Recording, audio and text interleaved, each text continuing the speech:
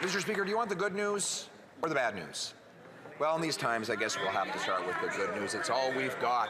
The good news is that David Eby, the Premier of BC, has absolutely no constitutional authority to block a pipeline. The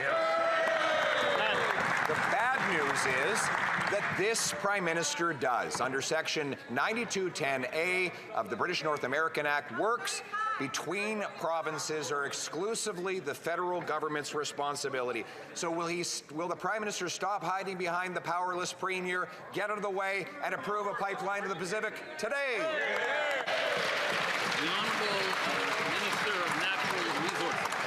Mr. Speaker, I'd invite the member opposite to buy a ticket to Calgary tomorrow to see how a federal government works with the provincial government to build Canada strong. Leader of the Opposition. Tomorrow, the Prime Minister will wave around in the air a worthless piece of paper that he says that the Premier of BC can veto any time he wants. Here's the political problem he has. Canadians want a pipeline. They know it's the best way to get our resources to market going around the United States of America, but his Keep It in the Ground caucus is standing in the way. Why doesn't he stand up to them and stand up for Canada? The Honourable Minister of Natural Resources. Speaker, maybe the member opposite should explain to his constituents why the Premier of Alberta wants to stand beside our Prime Minister and talk about how to build Canada strong.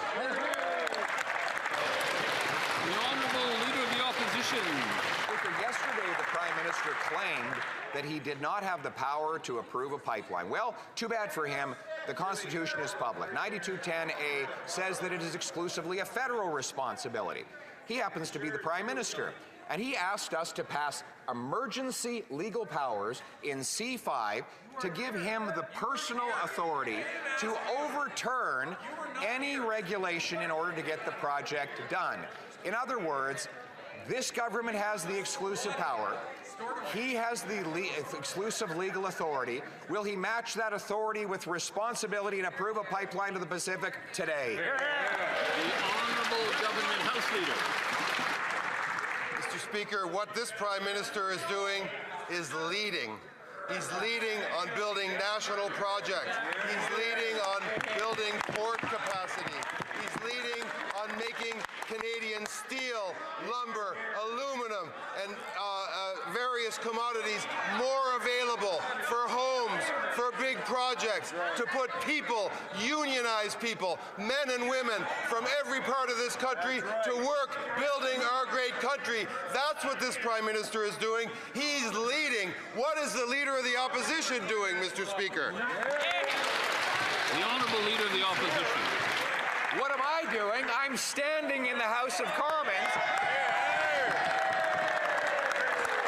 Right. Where is he? Where's Waldo, Mr. Speaker?